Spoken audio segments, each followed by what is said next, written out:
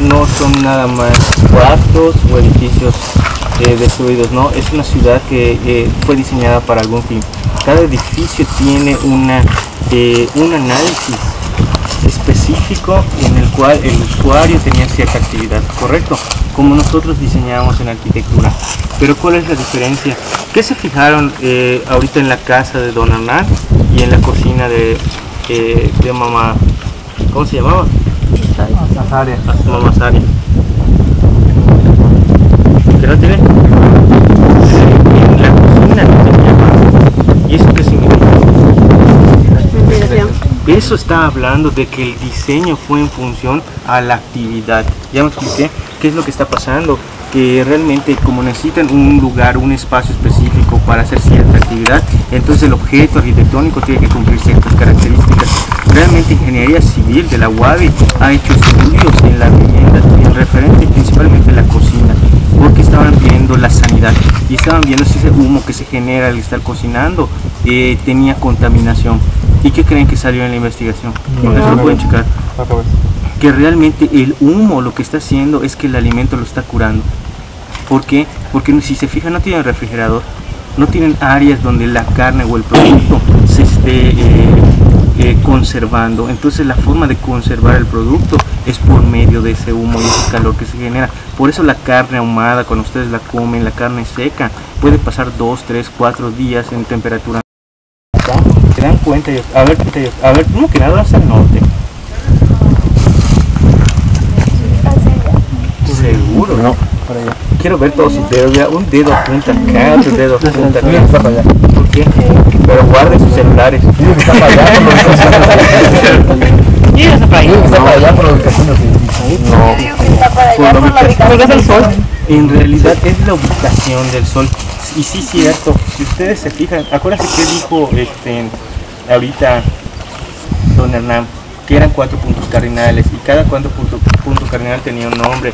Acuérdense que era Chamán, Nojol, Laquín, Chiquín, y aparte cada uno de esos puntos cardinales, ¿no? Este es periodo en el PUC, lo que predomina es el clásico tardío, que está más o menos entre el 600 950 después de Cristo. Pero aún así en esa tipología tiene subtipologías, correcto, y una de ellas es el proto-PUC, que le llaman, y ese inicio del proto-PUC, vean el detalle de las fachadas, es un diseño muy austero, en donde el quiebre nada más lo tienen los vanos de puerta, mientras que cuando va avanzando hasta llegar al PUC Junquillo, bueno, en este caso ya es un PUC que ya es el terminal, vean el deterioro de las grecas, los junquillos, la cara de los chac que están en cada uno de los elementos de la fachada, correcto. La parte superior donde está la moldura se le llama, ¿cómo se le llama? Se le llama friso, ¿ok? ¿Se acuerdan de los órdenes arquitectónicos griegos? Sí. Que cada orden arquitectónico tenía una característica específica. Pues así como los griegos tenían sus órdenes, sus características, el maya también tenía. Por eso en la parte de abajo nosotros lo conocemos en arquitectura como zoclo, ¿no? Después del zoclo tienes el muro, después del muro tiene ¿qué? Pero aquí no es un cerramiento. Si ustedes observan el cerramiento iría en el vano de puerta. Si ustedes observan lo que hace como cerramiento es una piedra monolítica, Sí. ¿no? Y si ustedes se fijan, los laterales también son monolíticos. A eso se le conoce como jamba y dintel. Cada una de las piedras es cariada de diferente manera. Donde ustedes están sentados tiene otro trabajo. No es la misma característica. Tienen una producción en masa, ojo, pero tienen una producción en masa específica. Es como ir a la trapalería y dice, hoy no voy a necesitar bloc de 15, voy a utilizar bloc de 10 o voy a utilizar bloc de 20. Son 3 tipos de bloc. Imagínense, quiten esa analogía y ahora pongan en las piedras. Y si se fijan, todas las piedras tienen un labrado especial. ¿Sabes cuál es la diferencia de comprar prefabricados? Que los prefabricados vienen en moldes y sobre los moldes trabajan. Acá no, son independientes y son únicas las piezas.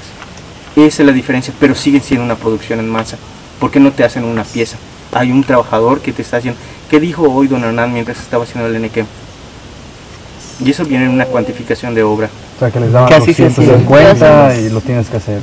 Eso es cuantificación de obra. Imagínense cuánto es la producción en piedra que tenía que sacar. 1, 2, 3, no lo sé. En realidad no sé si existen análisis de cuánto te llevaría a hacer un tamborcito o cuánto te llevaría a hacer un dintel. Pero estoy seguro que toda la persona está dedicada a hacer eso durante todo el día. ¿Ya me expliqué? Y eso hace una productividad. Y si se fijan aún más, vieron que cambia lo que es los niveles, el escalonamiento. Les dije visuales. Es un camino, es correcto. Así se le conoce como café, que también es un sistema constructivo, una infraestructura. Generan caminos, generan depósitos de agua. Aquí no hay ríos, no hay lagos, no hay cenotes. Vean el comportamiento. Tiene grosor de muro, núcleo, un tipo de piedra, tipos de piedra. Vean la forma de la cola de la piedra. Y aquí donde están parados es el catálogo. Se hace identificación de cada una de las piedras para que pueda ser intervenida y regresar a su lugar. Obviamente ya se está haciendo dentro de la restauración y hay dentro de ellos piedras que están en sitio, que no se han tocado porque no se ha deteriorado por completo. Observen cómo debajo de todo ese cerro de piedras todavía tiene secciones de muro. Y eso es lo que les está diciendo el tipo de piedra que debe de llevar. Es la primera pauta en restauración. ¿Ya me expliqué? Claro que vuelvo a repetir. Este es un corte por sección. Vean el corte que tiene el grosor de muro. Este también va a un muro. Si se fijan, este hay que subirlo. Y aquí estás viendo grosor de muro y acá estás viendo grosor de muro. Y ese es interior de cuarto. Ahora ya leen el objeto arquitectónico. Ya no son piedras. ¿Ya me expliqué? Ahora si me dices, ¿para qué servía? Si era una cocina, si era un dormitorio, eso más bien lo generan o lo asocian la función con los objetos asociados. Si encuentran mucha cerámica de cocina, es una cocina. Ya me expliqué. Mientras en arquitectura no, mientras en arquitectura el mobiliario da la dimensión, pero la función la da el usuario. ¿No? ¿Por qué? Porque en un cuarto, por ejemplo, en su estudio, pueden tener una máquina de café, sin ser una cocina. ¿Ya me expliqué? La función cuál es, a lo mejor estudiar. Pero como se cae el edificio y encuentra una máquina de café, ese objeto te va a decir, no, a lo mejor utilizado para moler café. Que el arquitecto no piensa así. El arquitecto está pensando en qué va a hacer de dinámica el usuario. Esa es la diferencia. Repito, no están peleadas las dos disciplinas, se complementan. Uno lee el objeto y lee lo que son las piedras y el otro lee el espacio. Todo de rojo, con la iconografía que acaba de narrar. Imagínense el poder que tenía en aquel tiempo los diseñadores. Estaban pensando en todos los elementos arquitectónicos y todos tenían un detalle específico. ¿Ya? Obviamente la arquitectura va trabajando. Buenas tardes. Va cambiando. Y les dije, la primera área de diseño en el lado izquierdo, ¿no? La iconografía. Y vean cómo la iconografía va cambiando mientras va transformándose el edificio, ¿no? Es como que digan, hoy compré una casa de 2 cuartos y quiero hacer un tercer cuarto y quiero hacer mi baño vestidor y quiero hacer mi terraza y quiero hacer mi piscina. Obviamente ahora piensen así en el maya, pero obviamente no sean un cuartito. ¿Ya? Ven ahora el edificio, cómo cambió.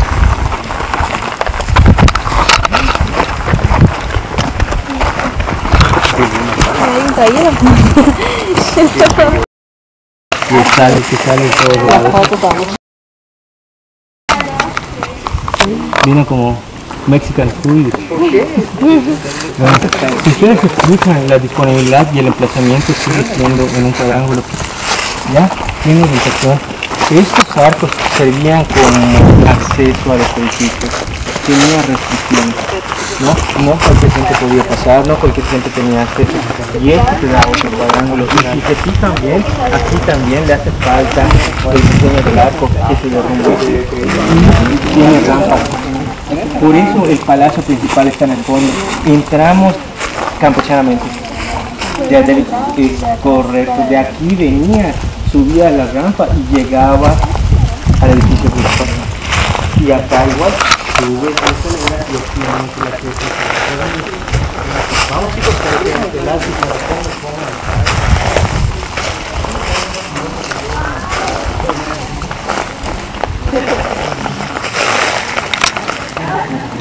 Debe ser una herramienta de esa difusión que no se ha utilizado, no se ha utilizado. La iconografía del edificio, ¿no? Cada pieza fue tallada para formar un mascarón y cada mascarón tiene una repetición. ¿Se acuerdan en diseño cómo se llama eso? Ritmo. Es correcto. Pues aquí tienen un edificio con ritmo. Y el edificio contiene un ritmo arquitectónico que es repetitivo en toda la fachada. Doña Lourdes Toscano dice que hay un periodo en la tipología arquitectónica, sobre todo terminando ese posclásico, que había la habilidad de que la piedra de la fachada la podían quitar, el edificio no se caía y volvían a poner otra piedra con otro lenguaje iconográfico. ¿Ya me expliqué? Como que cambiaban las fachadas. Eso menciona a Doña Lourdes, porque el núcleo se contiene. ¿Se acuerdan del corte arquitectónico? Y vieron que eran dos filas de piedras, que ella decía que funciona como si fuera un encofrado, que tiene la madera. ¿Se acuerdan cómo hacen un encofrado? Que ponen la madera y le tiran concreto, quitan la madera y dejan el núcleo. Pues Doña Lourdes dicen que esas dos piedras que estaban allá, los mayas lo dejaban porque pasaba a ser el elemento simbólico. Si alguien o venía un siguiente gobernante, podían quitar ese encofrado, quitar las piedras y subir otro encofrado, porque el núcleo ya está trabajando de forma axial. Sí. Todas las cargas ya se están distribuyendo hacia el suelo. Imagínense hacer un diseño de cambio de fachada de todo esto. Trabajo sí era tecnología, tenían tecnología en su época, trabajaban piedra con piedra, madera con madera, pero era sobre diseño. Porque yo les digo, como arquitecto, ¿qué me puede decir el edificio? ¿Qué tan exacto tenía que ser el trabajo de la piedra para encajar todas las piezas? Porque ahorita que suban al edificio y vean el pop, van a ver un mascarón, o sea, una cara. ¿De qué sea? No lo sé, pero la cara se repite en toda la fachada y encaja desde el principio hasta el final. No hay una media cara, no hay una cara cortada, no hay que le falte la nariz, todas están completas.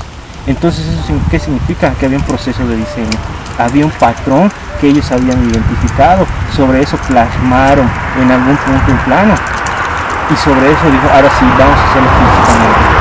Porque esto sí no se puede trabajar por empirismo, porque si no hubiera errores, pero el edificio no tiene errores. Le hacen falta piedras porque se deterioró en el derrumbe, pero el edificio ahorita que lo cuenten van a ver cómo todo el mascarón está repetitivo en toda la fachada. Y todavía sí, métanle que decía Doña Lourdes que ha encontrado piezas de estuco, todo estaba estucado, y luego que te diga, hoy está de rojo.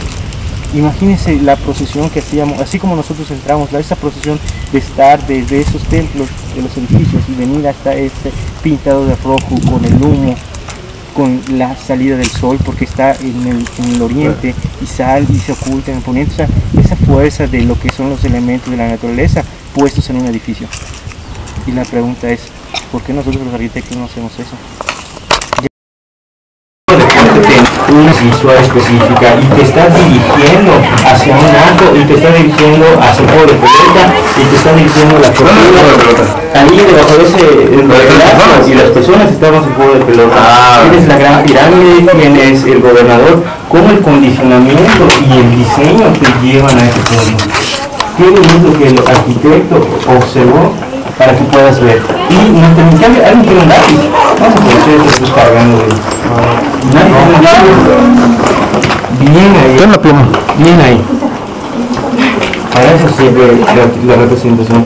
Miren, se supone que si nosotros hacemos un corte arquitectónico del punto donde estamos parados, está bien curioso. Porque esto es una plataforma, ya se observaron, hasta donde está la señora de la plataforma, ustedes bajan unas escaleras. ¿Qué es lo que vamos a hacer? De las escaleras tiene un nivel de piso y tienen un arco que tiene un edificio acá, correcto, y el arco está acá. Estamos haciendo el corte arquitectónico de lo que estamos viendo hacia el otro lado, nosotros como usuarios que estamos aquí. en esta bóveda. Correcto, aquí estamos observando, somos dueños de esta área visualmente. Tienes el arco, no termina ya. De este punto avanzas una sección y vuelves a declinar. Llegas a otro nivel de la plataforma. De esta sección bajas otras escaleras. De esta sección tienes el juego de pelota, que es lo que estaba comentando Will con la epigrafía. De esta sección del juego de pelota ustedes suben un edificio, y de acá, de esta plataforma, porque son plataformas escalonadas, aquí tienes el edificio de las tortugas que tienes en esta sección de la bóveda. Y si ustedes observan, vean la dinámica, no hemos terminado. Estamos parados acá, podemos observar todo esto. Solamente la distancia que hay de aquí a aquí son más de 150 metros.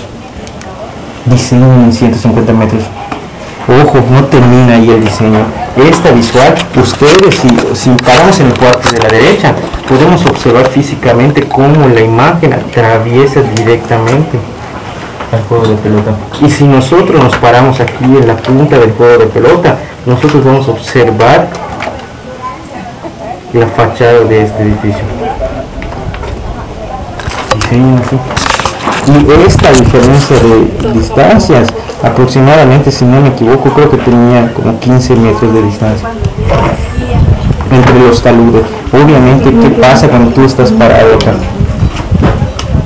Ya vieron el corte arquitectónico, entonces vean cómo la configuración está en diseño a ir y venir de las visuales. Parado acá, ¿qué me están condicionando a ver? Parado acá, ¿qué estoy condicionado a ver? Parado acá, ¿qué estoy condicionado a ver? Todo el diseño de estas áreas va en función en lo que te están haciendo en la representación. Y si nos vamos al lenguaje iconográfico, entonces sí te están mostrando algo. Ya me expliqué, no era el hecho de un crecimiento urbano por pedazos, era un crecimiento urbano en diseño organizado. Ya no solo era el sistema constructivo que habían dominado, sino habían dominado el espacio arquitectónico, y de ahí dominaron el espacio urbano arquitectónico, porque estos son un conjunto de edificios, que los cuales hacen toda una unidad. Y pensaríamos que estamos separados, pero no. Véanlo, aquí estamos en este punto acá. Ahorita vamos a caminar y vamos a la arcada. ¿Qué es lo que estamos observando cuando llegamos a la arcada? ¿Qué vamos a observar cuando veamos el juego de pelota? ¿Qué vamos a observar cuando estemos en tortuga? Vean, tomen sus fotos desde cada una de estas perspectivas y los discutimos en el salón. Voy a bajar, voy a bajar rápido.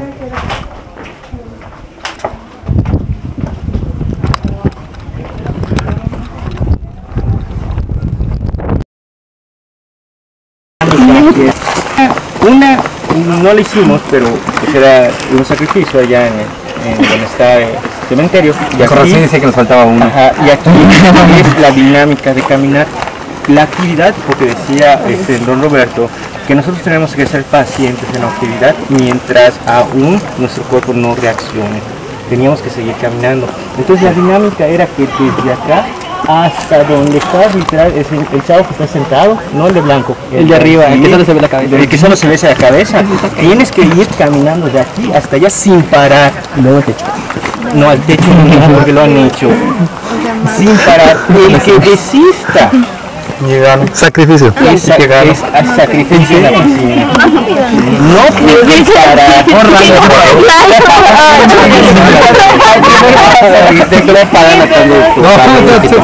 ¿En qué hace referencia? Es subir el edificio sin descansar, pero no es con velocidad.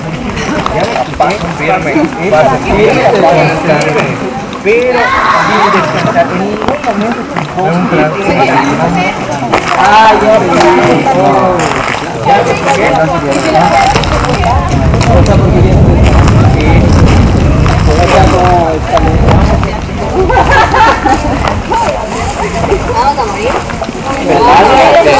momento cuidado, pero es sin descansar.